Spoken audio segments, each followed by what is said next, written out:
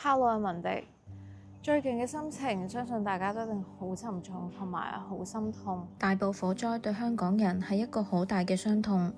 我自己喺呢幾日都喺度重整緊自己嘅情緒啦、心情啦。我相信好多香港都同我一樣，好多情感啊、情緒咧湧現。可能你會覺得好嬲，點解呢單悲劇會發生？亦都會有啲無力感，覺得究竟仲可以為災民或者為受影響嘅人做到啲咩呢？好多好複雜嘅心情。而另一樣嘢就係，我哋都要如常咁樣工作生活。個內心總係好似有一個缺口，好似有個窿仲未修補到，揞住咁樣。心理學家嘅朋友咧都教咗一啲方法咧去照顧好自己嘅情緒同埋心情啦。咁我都希望咧將呢啲嘅方法啦或者小練習啦喺今條影片咧可以分享俾大家啦。希望大家可以喺呢條片用幾分鐘嘅時間咧都可以令到自己平靜落嚟，等自己嘅心情或者成個人都可以有個休息嘅空間。喺呢度啦，希望咧先向災民咧送上最大嘅慰問啦。你哋一定係好傷心、好彷徨，同埋對於嚟緊嘅生活啊嘅路啊，可能都會覺得好擔憂。但我哋好多人會一路陪伴住你哋，陪伴住大家，亦都非常感激每一位嘅消防員啦，同埋義工啦。多謝你哋咧去展現你哋嘅無私嘅精神啊，同埋你哋嘅愛。同埋都有好多。因為講講下都想喊啲，係要深呼吸一下。而家情緒就係咁咯，所以先至需要好好照顧自己情緒。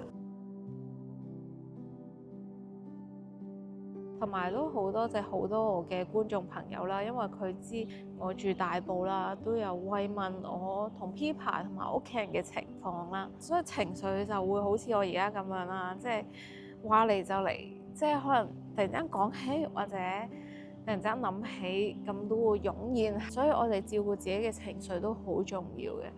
相信大家都會好多唔同嘅情緒，好複雜啦。無論你係出現一啲咩嘅情緒都好，大或者小嘅情緒都好，任何嘅情緒，我哋都要好好咁樣接納佢嘅出現。我哋唔好去批判我哋點解會出現咁嘅情緒，亦都唔好比較唔同人出現唔同嘅情緒，因為情緒呢樣嘢係冇啱定唔啱嘅。咁而家就分享俾大家3個小練習啦，我自己都覺得係幾 work 嘅一啲方法啦。希望大家喺呢幾分鐘可以俾自己嘅心情休息下。第一個練習咧就係呼吸練習啦。呢個練習咧令到你可以放鬆一下自己，或者平靜一下自己嘅心情。可能大家咧都會有聽過呢個方法嘅，但係點樣嘅呼吸咧會更加好咧，更加幫到你咧？大家可以跟住我做又得，或者可能你睇住我嘅畫面，聽住我嘅聲音導航都可以。我哋一齊慢慢呼吸，好自然、好舒服咁樣呼吸，慢慢吸，慢慢呼。吸氣嘅時候，想象個肚好似氣球咁樣脹起；呼氣嘅時候，個肚慢慢回復原狀。專注留意同埋感受下身體一呼一吸嘅感覺，然後慢慢令到全身放鬆返，繼續慢慢呼吸，等身體變得平靜同埋放鬆。每呼一啖氣，身體都會更加放鬆。做呢個練習嘅時候，可以揀一個你覺得舒服同安全嘅地方。喺過程入面，只需要專注喺自己嘅呼吸就可以啦。如果有時間嘅話，可以練習5至15分鐘。呢個咧就比較專業嘅，因為係心理學家教嘅方法啦。而我自己咧有一個咧就係我自己嘅方法嘅，就係一下嘅啫。一下氣吐出嚟，就係將自己下個情緒放大。非專業對我嚟講係幾 work 嘅，咁我覺得呢個都可以分享下。第二個小練習咧，5、4、3、2、1練習，呢個係一個感官嘅練習嚟嘅。如果你腦海入邊停止唔到有好多負面嘅思緒同埋畫面，你就可以做呢個練習啦。我哋可以留意一下而家自己身處嘅環境，用視覺揾5樣你見到嘅嘢，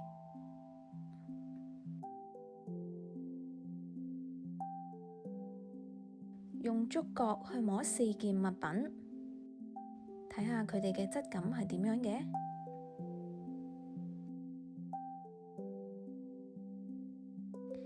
耳仔可以細心聆聽，聽下聽唔聽到3種聲音。跟住用我哋嘅鼻聞2種氣味，最後可以用我哋嘅味覺去試1種味道。喺個過程，就算數唔晒都唔緊要，用五感去感受當下，提醒自己而家身處嘅地方係安全㗎，將我哋嘅情緒腦拉返去現實世界。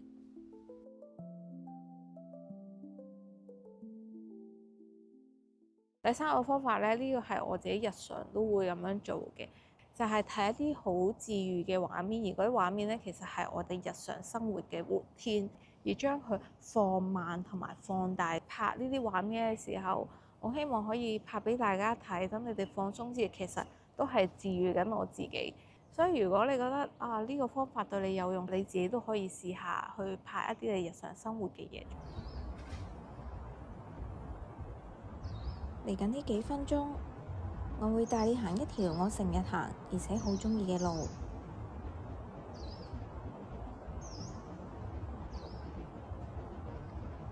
發呆又好，放空都好，喺呢幾分鐘平靜一下。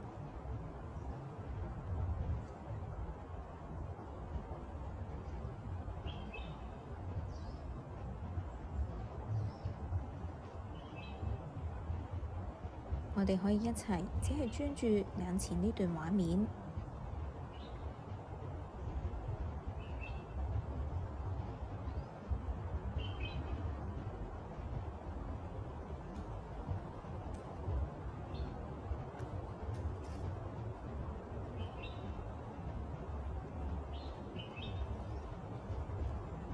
可以睇到樹唔同嘅形態。你哋又數唔數到呢度嘅樹葉有幾多種顏色呢？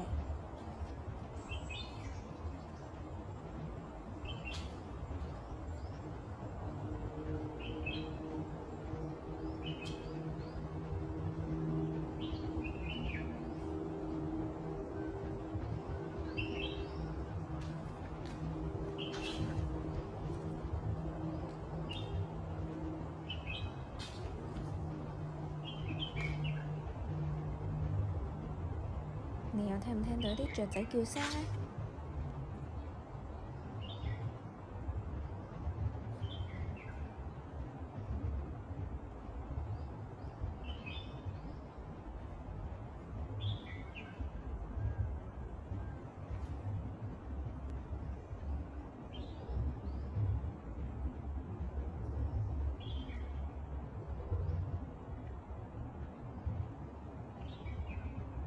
希望今條片可以幫大家打下氣，一齊照顧好自己嘅身心健康。大家亦都嘗試盡量維持日常生活同埋常規活動，等我哋一齊互相支持同埋陪伴大家，一齊修復彼此嘅傷痛。